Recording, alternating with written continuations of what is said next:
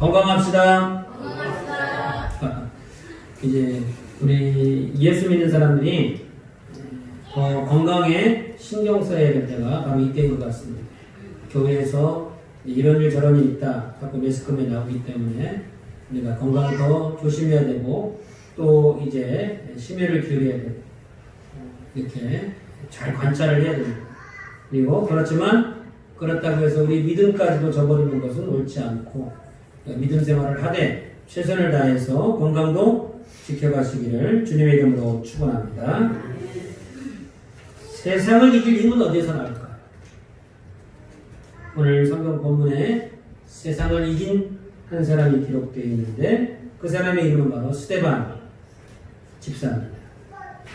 그 스데반 집사가 이제 하나님께 인정받고 또 성도들에게 인정받을 뿐만 아니라 세상을 이겨나가는 그 과정이 이제 오늘 본문 가운데 기록되어 있습니다. 헬라파 과부들을 구제하기 위하여 7명의 집사를 세웠죠. 그 7명의 집사가 이제 그 불평불만들을 잠재우는 일에 이제 쓰임을 받게 됩니다. 그 중에 한 사람이 스데반 집사였습니다. 스데반 집사는 3절에 보니까 어떤 사람이었어요? 이미 집사가 되기 전부터 성령과 지혜가 충만한 사람입니다. 또 평소에 많은 사람들에게 칭찬받았던 사람입니다. 집사가 되고 나서 그렇게 성령 충만한 게 아니고요. 집사가 되기 전부터 성령과 지혜가 충만한 사람이었어요. 그래서 뽑은 거예요. 그래서 직분 주면 잘하겠죠. 직분 주면 잘할 거예요. 그래서 뽑은 거 아니에요. 잘하기 때문에 뽑아준 거예요. 그러므로 8절에서는 이제 스데반이 은혜와 권능이 충만하여 큰 기사와 표적을 민간에 행하였는데, 그러니까 집사 직분 받고 그 직후로부터 이런 능력과 권세가 나왔습니까? 아니면 집사가 되기 전부터 그랬을까요? 집사가 되기 전부터 그랬죠.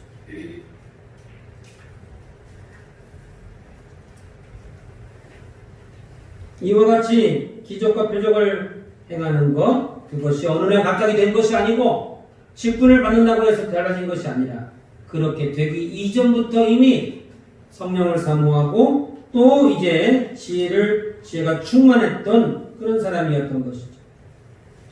이렇게 평소부터 집사의 직분을 받든지 안 받든지 평신도의 이름으로 이름도 없이 빛도 없이 이제 복음을 전하고 기적과 표적을 행하며 또 많은 사람들이 칭찬받을 만큼 이웃을 살폈던 그런 사람이었던 것이죠.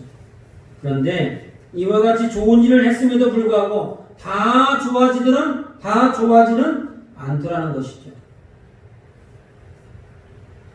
다른 사람들에게 피해를 주지 않았음에도 불구하고 오히려 그들을 구제하고 하나님의 능력을 보여주고 은혜롭게 했음에도 불구하고 시비를 걸고 방해하는 사람들이 있더라는 거예요. 그 몇 절에 나오니까 9절에 나옵니다. 이른바 자유민들, 즉 구레네인 알렉산드리아인 길리기아와 아시아에서 온 사람들의 해당해서 어떤 자들이 일어나 스데반과 더불어 논쟁할세. 여기에 구레네, 알렉산드리아, 길리기아, 아시아, 이건 지명입니다. 땅의 이름이죠. 도시 이름이 아니고, 우리로 말한다면 김포시 이렇게 도시 이름이 아니고 경기도, 강원도 이렇게 지역 이름이다 그 얘기예요. 지난 시간에 우리가 이런 사람들을 향하여 어떻게 이름을 붙였죠? 헬라파 유대인들. 우리로 말하면 외국에서 살다가 온 사람들. 이렇게 표현하면 될 것 같습니다. 외국에서 태어나서 이제 미국에서 태어나서 미국에서 자랐기 때문에 생각이 자유분방하고 우리와는 조금 다를 수 있죠. 그러나 말하는 것이나 행동하는 것이나 또 족보를 따져보니까 우리 대한민국 사람이 맞아요. 우리가 이제 재미교포 이렇게 부르기도 합니다. 여기 헬라파 유대인이라고 하는 것, 오늘 본문에서는 자유민들 헬라파 유대인들을 이야기하는 것입니다. 누가 스데반을 방해합니까? 지금 예루살렘 교회 안에는 크게 두 부류가 있어요. 헬라파 유대인, 외국에서 살다 들어온 사람, 그 다음에 태어날 때부터 그 땅에서 살았던 사람들, 히브리파 유대인들. 이 두 종류의 사람이 섞여 삽니다. 그런데 그 7 집사는 히브리파 사람들에서 나왔어요? 헬라파 사람들에서 나왔어요? 지난 시간에 설교 안 들으셨나요? 난 이때가 제일 기뻐. 왜냐면 내가 몇 번을 반복해도 몰라. 그러니까 몇 번이고 나는 얘기할 수 있어. 헬라파죠. 아, 헬라파. 그러면 이제 제가 그 부분에 대한 설명은 안 하겠죠. 그러면 그날 빠진 사람만 손해야. 못 알아들어. 이게 뭔 말인가. 못 알아듣겠죠. 안 빠지는 게 중요해요. 안 빠지는. 빠지는 동안 같이 갔던 사람은 쫙 앞에 가고 있어요. 안 빠지는 게 중요해요. 나는 머리가 좋아가지고 대충 좀 다 알아. 그러니까 신앙은 대충 아는 것으로 하는 게 아니에요. 깊이 알아도 따라갈까 말까야. 대충 알아가지고는 수박 거달기시. 예수 믿는다는 말 할 수 없어요. 그러니까 지금 헬라파와 히브리파 유대인들이 서로 불평불만이 있어서 논쟁할 때에 그러면 너희가 한번 해보라 라고 하면서 불만을 품었던 헬라파 사람들에게 모든 권한을 주고 집사를 세웠습니다. 그런데 누가 지금 스데반을 방해하고 있죠? 헬라파 사람들이 방해합니다. 제일 먼저 도와줘야 할 사람이 누구예요? 헬라파죠. 나하고 조금 생각이 다르고 뜻이 다르고 행동하는 것이 다르고 내 배짱에는 좀 맞지 않아도 그래도 우리 헬라파 사람 중에 그래도 몇 명은 집사가 됐다네? 기뻐해야 되는데 그 사람 헬라파 사람들 중에 스데반이 집사가 됐어? 조금 우리식으로 얘기해보면 그까지 걔 집사가 됐어? 나도 거기 다니면 그것도 더 하겠네? 이렇게 핀잔을 주고 싫어하는 것이죠. 성경에서는 이것을 시기 질투라고 표현하고 있습니다. 제일 먼저 와서 도와줘야 할 사람들이 맨 앞에 서서 제일 먼저 방해를 합니다. 이렇게 해서 논쟁이 시작됩니다. 9절에 보니까 스데반과 더불어 논쟁할세. 그러나 10절에 보니까 방해하던 헬라파 유대인들이 스데반을 이기지 못합니다. 왜 이기지 못할까요? 여기는 이제 보니까 스데반은 한 사람이고 헬라파 유대인들은 수십 명 그 이상이 될 수도 있습니다. 근데 어느 누구 하나 스데반을 이기지 못해요. 왜 스데반을 이기지 못합니까? 10절에 보니까 스데반이 지혜와 성령으로 말함을 그들이 능히 이기지 못하더라. 사람의 생각으로 말한 것이 아니고 하나님의 지혜, 성령 충만함으로 말하기 때문에 그 권세 앞에 누구도 대적할 수 없다라는 것이죠. 그 지혜와 성령이 얼마나 깊고 풍성한지. 그냥 지혜와 성령이 충만한 사람 뽑으라니까 그 중에 7명 중에 한 사람 됐다니까요. 7명 중에 한 사람. 그 많은 사람들 중에. 웬만해서는 어디 가서 명함도 못 내밀겠죠? 한 번 회개할 때 3,000명, 5,000명이 회개하고 돌아왔습니다. 남자 숫자만 생각합니다. 그러니까 예루살렘 교회는 우리가 생각하는 것처럼 조그마한 교회라고 생각하시면 안 돼요. 초대형 교회입니다. 그 많은 사람들 중에 다시 말하면 그 이스라엘 민족은 다 하나님 믿는 사람들이에요. 태어날 때부터 성경을 암송하고 다니는 사람들이에요. 날고 긴다고 하는 사람들이 수두룩합니다. 그 중에서 뽑힌 사람이에요. 그러니까 우리가 생각할 때 그냥 적당히 내 수준 정도, 내 수준보다 조금 나으리라 이렇게 생각하시면 그건 오해가 되는 것이죠.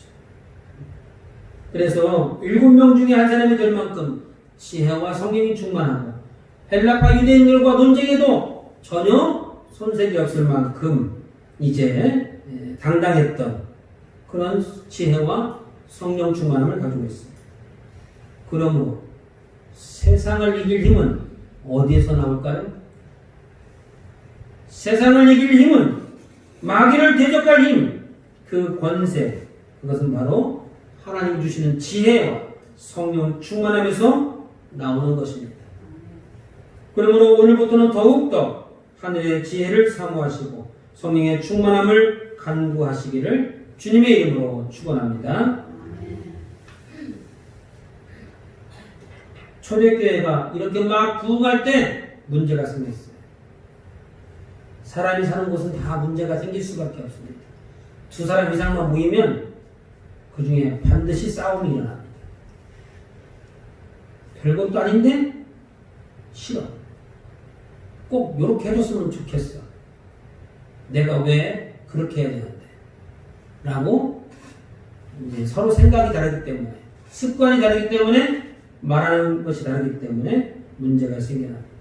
그런데 여기 지금 적어도 이제 10,000명 이상, 적어도 40,000명 이상이라고 봐야 되겠죠. 남자의 숫자만 쓴 거니까 그 부인과 자녀들까지 합치면 그 이상이 될 것입니다. 그렇게 많은 사람들이 모이다 보니까 문제가 생겼죠. 조금 전에 말씀드린 바와 같이 헬라파 과부들이 그 구제에서 자꾸 빠지게 됩니다. 홀대를 당했다게 됩니다. 그래서 히브리파 유대인도가 대립하였으나 그것은 교회 안에서의 문제죠. 교회 안에서의 문제입니다. 그래서 사도들이 지혜롭게 7 집사를 세워서 그 문제를 잘 해결하게 됩니다. 그런데 오늘 본문에 나와 있는 내용은 교회 밖에서의 문제입니다. 교회 밖에서. 왜 교회 안에서나 교회 밖에서나 문제가 생기고 말이 생기고 시비가 생기고 할까요? 왜냐하면 교회가 부흥하도록 악한 마귀가 가만히 있지 않기 때문에 그렇습니다. 우리가 예수를 믿기로 작정하고 우리 가정과 자녀들이 부흥하며 직장과 사업장이 안정되고 성장하게 되면 반드시 마귀가 하나님과 관계를 이간질합니다.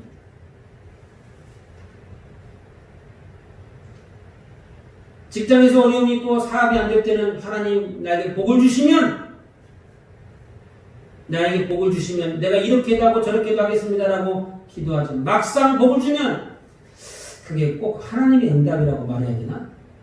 내가 노력해서 된 건데, 내가 여기저기 다 전화해보고 내가 이렇게 해가지고 내가 수완껏 이렇게 한 건데 이런 마음이 들죠. 그것이 바로 마귀가 주는 마음입니다. 그것이 신앙 연륜이 깊지 못하면 그것을 분별하지 못합니다. 신앙 연륜이 있는 분들은 어때요? 이것이 마귀가 주는 마음인 줄 알고 자기 마음을 다잡고 회개하고 더 힘써 말씀을 읽고 마귀가 접근하지 못하도록 힘쓰고 애쓰는데, 신앙 연륜이 약하고 분별이 없으면 그 꼬임에 넘어가는 거예요. 그래서 하나님과의 관계를 이간질합니다. 그것이 마귀가 하는 일이죠. 또 성도들과의 관계를 악화시킵니다. 그러니까 성령이 충만하고 지혜가 이제 충만하면 예수를 제대로 믿으려고 한다면 성도들과의 관계가 반드시 좋아야 됩니다.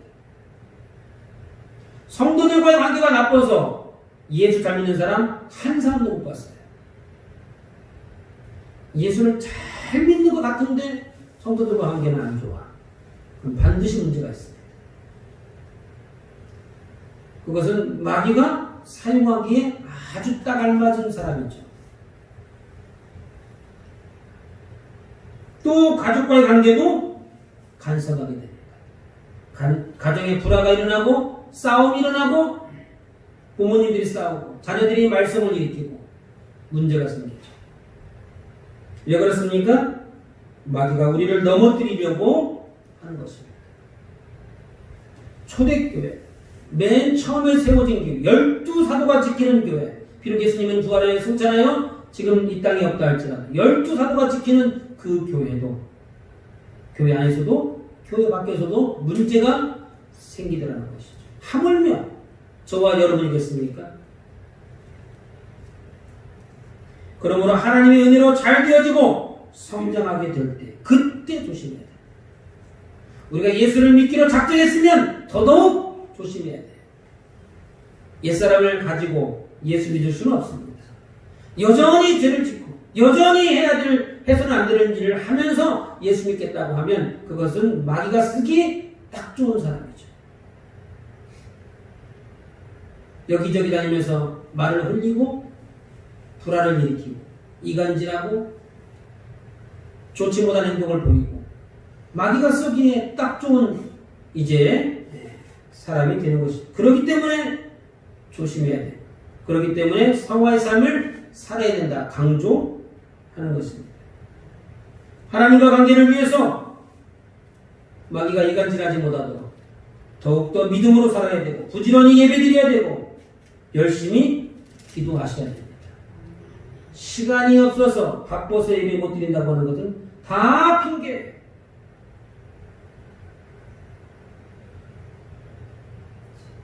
여러분이 이제 첫사랑 또는 이제 결혼하기 직전에 이제 남자친구가 여자친구가 남자친구에게 만날 때에 만사를 제껴놓고 달려가지 않습니까? 그 심정으로 오시는 거예요. 예배는 예수님을 사모하는 마음으로 달려오는 것입니다. 그래서 하나님과의 관계를 소홀히 해서는 안 됩니다. 또 성도들과의 관계도 그렇기 때문에 어떻게 해야 돼요? 서로 칭찬해 줘야 됩니다. 긍정적인 말을 하고 좋은 것을 보려고 노력하셔야 됩니다. 왜냐하면 그렇지 못하면 마귀가 나를 통하여 시험하기 때문에 그렇죠. 나만 손해인 거예요. 나만. 욕을 얻어먹는 사람이 더 손해일까요? 욕을 하는 사람이 더 손해일까요? 욕을 얻어먹는 사람이 억울하죠. 세상적으로는. 영적으로는 욕을 하는 사람이 훨씬 더 손해입니다. 욕을 얻어먹는 사람은 자기가 잘못한 게 없으면 하나님 앞에 떳떳해. 그런데 심판대 서는 날에 욕을 하는 사람이 심판을 받습니다. 그러니까 나에게 욕을 했다고 덤벼들 필요가 없어요.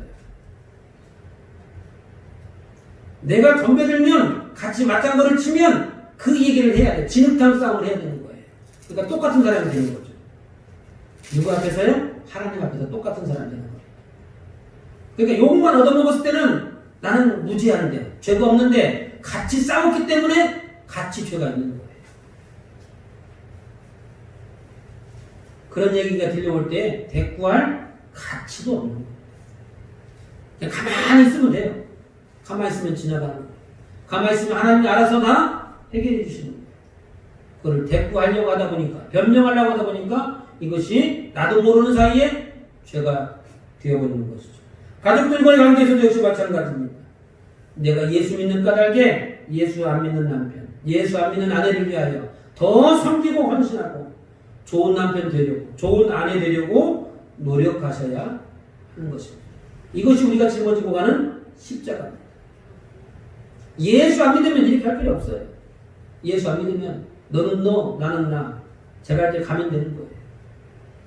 그러나 예수 믿는 까닭에 우리가 이와 같은 십자가를 지고 가는 겁니다.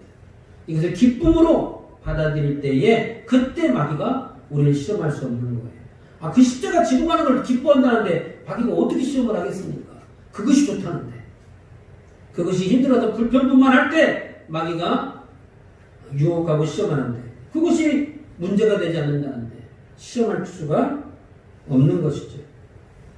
이렇게까지 해야 되는 이유, 그것은 마귀로 틈을 주지 않기 위해서 그런 것입니다. 마귀로 틈을 주지 않기 위해서. 마귀는 어떤 틈을 타서 우리에게 시험할까요? 우리의 거친 말, 부정적인 생각을 통해서 마귀가 역사합니다.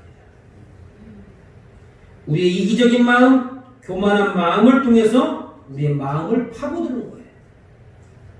우리의 시기하는 마음, 질투하는 마음, 게으름, 거짓말, 음침한 것을 통해서 마귀가 역사하는 겁니다. 이것이 마귀의 전략이죠. 그러니까 마귀에게 틈을 주지 말아야 시험해지지 않는 것이죠. 그러니까 이런 것들은 우리 생각 밖으로 밀어내야 되고 버리셔야 되는 겁니다. 오히려 좋은 생각, 긍정적인 생각. 누가 험담을 해도 뭔 이유가 있겠지. 이렇게 다독거려야 된다라고 하는 것이죠. 오늘 본문 9절에서도 헬라파 유대인들이 스데반을 시기하고 질투하여 논쟁을 벌입니다만 하나님이 주신 지혜와 성령의 충만함 때문에 스데반을 이기지 못하게 됩니다. 스데반을 이기지 못한 헬라파 유대인들이 그것으로 포기하고 돌아갔으면 좋으련만 이번에는 사람들을 매수하고 거짓말을 시킵니다. 그리고 백성과 장로들과 서기관들을 선동하죠. 악한 마귀가 무엇을 통해서 역사했을까요? 그것을 통해서 역사하는 겁니다. 매수하고 거짓말하는 것. 그것으로 사람을 죽이는 거예요. 스데반을 시기하고 질투하여 사람을 매수하고 거짓말하고 사람들을 선동하고 스데반을 결국은 죽음으로 몰고 가게 되는 것입니다. 그런 마음과 말과 행동을 통하여 마귀가 역사하는 것입니다. 이것이 마귀의 전략이 되는 것입니다. 그러므로 마귀는 우리로 하여금 이런 말을 하도록 분위기를 조성해 가겠죠. 자꾸 그런 말을 하도록, 자꾸 그런 생각하도록, 자꾸 그렇게 되어지도록 분위기를 만들어가요. 나는 안 하려고 그랬는데, 나는 오늘부터 마음 잡고는 이제 신앙생활 해보려고 하는데 꼭 옆에 마귀가 역사하기 좋은 사람이 내 옆에 와가지고 쏘삭거립니다. 내 귀에 대고 속삭이고. 나는 안 하려고 그랬는데 말을 같이 주고받다 보니까 나도 말이 툭 튀어나와버렸어요. 그러면 그때라도 얼른 주워 담아야 되는데 얼른 그 자리를 피해야 되는데 그랬어? 하고는 그 호기심에 다 얘기해버려요. 그때라도 돌아서야 되는데 이것이 아닌데 그것이 성령이 주신 마음인데 그것을 무시하고 그래서 우리는 하여금 부정적인 말과 행동, 나쁜 이야기, 선동하고 거짓말하는 것, 시기와 질투, 분쟁과 싸움, 교만하고 이기적인 마음 그런 마음들이 들도록 마귀가 우리 마음 가운데 씨를 뿌리고 가는 거예요. 죄의 씨앗. 성경에서는 가라지라고도 표현합니다만 그러므로 마귀가 뿌려놓는 그것을 어찌할 수가 없어요. 그렇게 마귀가 역사하기 좋은 사람이 내 옆에 다가오는 것을 막을 수가 없다고요. 너는 저리 가. 이렇게 할 수 없잖아요. 교회 안에서. 그러니까 어떻게 해야 돼요? 나를 조심하는 거예요. 나를. 내 말과 행동을 조심하셔야 됩니다. 우리의 생각과 계획을 신중히 하셔야 됩니다. 나는 항상 옳다고 생각하면 안 되는 거예요. 하나님은 이해해 주시겠지? 절대 그럴 수 없습니다. 왜냐하면 이것을 통해서 마귀가 역사하기 때문에 그렇습니다. 그러나 절제하고 조심하며 항상 긍정적이고 좋은 말을 하게 되면 늘 겸손하고 양보함을 하는 마음을 갖게 되면 악한 마귀가 도망갈 뿐만 아니라 성령이 우리 안에서 역사한다는 것을 믿으시기를 바랍니다. 그러므로 우리의 말과 행동을 통하여 마귀가 역사하기도 하고 성령이 역사하기도 하는 것입니다. 그러므로 저와 여러분들은 언제든지 긍정적인 말과 행동, 은혜롭고 좋은 이야기를 많이 하시므로 언제든지 하나님이 함께 하시고 성령 충만함 받으시기를 주님의 이름으로 축원합니다. 아멘. 마지막으로 한 가지 더 생각해 보려고 하는 것은 스데반을 시기하고 질투했던 사람들은 사람들을 매수해서 거짓말을 하게 합니다. 13절과 14절에 뭐라고 거짓말하게 합니까? 두 가지를 거짓말시킵니다. 예수님이 이 성전을 하라 내가 3일 만에 세우리라 라고 말씀하신 것은 맞습니다만 그것을 스데반 집사가 얘기했다는 거예요. 스데반 집사는 그 얘기 안 했는데 그리고 모세가 준 율법을 고쳐야 된다. 오늘날로 말하면 성경에 문제가 있다는 거예요. 성경 뜯어 고쳐야 된다는 것이죠. 이렇게 말을 했다는 거예요. 이 두 가지는요, 지금도 매우 중대한 죄가 될 수 있습니다. 그때 당시는 만약에 이것이 스데반이 했다라는 것이 인정되면 자칫했다가는 돌에 맞아 죽을 수도 있어요. 굉장히 이제 심각한 누명을 쓰게 된 것입니다. 이런 누명을 이제 받게 된 스데반의 입장은 어땠을까요? 15절에 나와 있습니다. 한번 같이 한번 읽어봅니다. 공회 중에 시작. 공회 중에 앉은 사람들이 다 스데반을 주목하여 보니 그 얼굴이 천사의 얼굴과 같더라. 이 말을 듣고, 이 말이라는 건 뭐예요? 스데반의 목숨을 노리는 말이에요. 그 말은. 거기에 스데반을 죽이라는 말이 없지, 스데반을 죽이라는 말과 똑같은 거예요. 사람 잡는 얘기다, 그 얘기예요. 그 얘기를 듣고 가장 가슴이 철렁할 사람이 누구예요? 스데반이어야 되겠죠. 얼굴에 수심이 가득하고 안절부절하고 이 일을 어떻게 해결해야 되나 놀란 빛이 역력해야 되는데 가장 억울해야 할 사람이 스데반인데 오늘 본문에서는 스데반의 얼굴을 보니까 천사의 얼굴과 같더라. 근심 걱정이 없어요. 평화로운 얼굴을 하고 있어요. 스데반은 어떻게 이런 얼굴을 할 수 있었을까요? 태어날 때부터 그런 얼굴이었나? 태어날 때부터. 사람이 좋으니까 그냥. 무슨 말을 해도 웃는 사람이었을까요? 55절과 56절에 보니까 스데반이 하늘을 우러러볼 때에 하나님의 영광과 예수님이 하늘 보좌 우편에 서시는 것을 보았고 하나님과 예수님이 보인다고 입으로 시인하게 됩니다. 눈으로 보기만 한 게 아니고요. 하나님과 예수님이 보인다고 입으로 시인해버렸어요.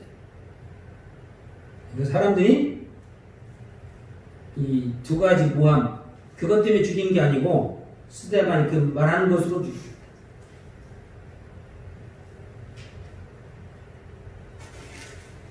그러니까 스데반은 시기와 질투를 당하고 지금 같은 헬라파 사람들 중에 억울한 말을 들었으며 모함을 받았을 때에도 그 모함을 듣는 그 순간에도 지금 스데반은 뭘 보고 있는 거예요, 지금?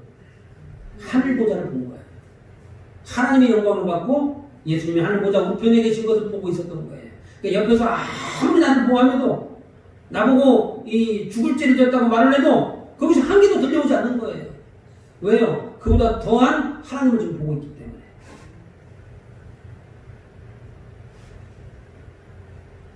그렇기 때문에 천사의 얼굴을 하게 되는 거예요.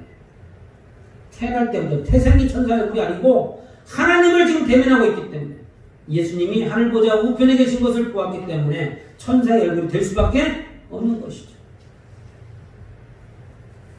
그러면 중요한 것은 이게 가장 중요한데 스데반은 하나님의 영광과 하나님 예수님의 보좌 우편에 계신 그 존귀함을 언제 봤을까요? 그 언제 봤냐가 중요한 겁니다. 언제 봤냐? 언제 봤을까요? 55절에 나와 있죠.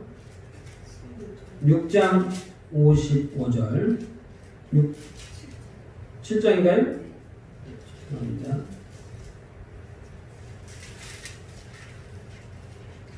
7장 55절 스데반이 성령 충만하여 하늘을 우러러 주목하여 하나님의 영광과 및 예수님께서 하나님 보좌 우편에 서신 것을 보고 했는데 어떻게 해서 봤다고요?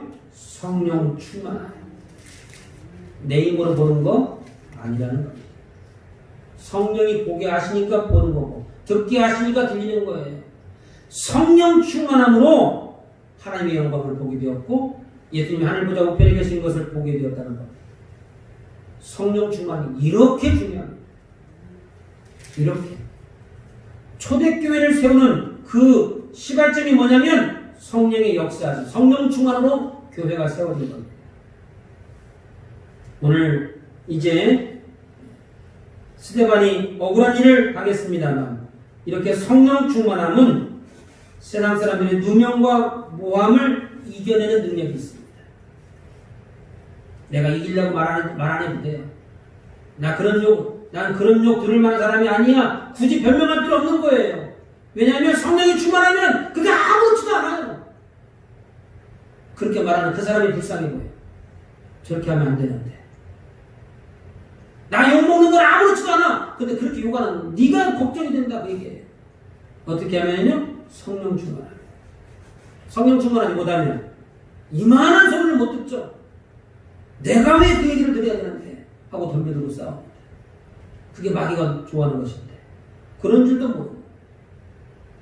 성령 충만함은 그렇기 때문에 다른 사람들의 시기와 질투를 감당하게 하죠. 어떤 상황에서도 천사의 예고를 할 수 있는 은혜와 여유를 주게 합니다. 마귀의 시험과 유혹을 능히 이길 수 있는 능력이 바로 이 성령 충만함에서 나오는 것입니다. 그러므로 하나님을 믿는 성도들에게 성령 충만함이란 매우 중요한 것이고 반드시 우리가 성령 충만해야 되는 이유가 바로 여기에 있는 것입니다. 그러므로 오늘 이 시간 저와 여러분들도 스데반과 같이 하늘의 지혜와 성령 충만함을 받으셔서 주변 사람들의 모함과 억울함을 이겨내시고 늘 긍정적인 말과 행동을 하심으로 악한 마귀를 능히 이겨내고 승리하시기를 주님의 이름으로 축원합니다. 오늘 우리에게 각자 해주신 말씀을 붙잡고 한번 같이 기도하겠습니다.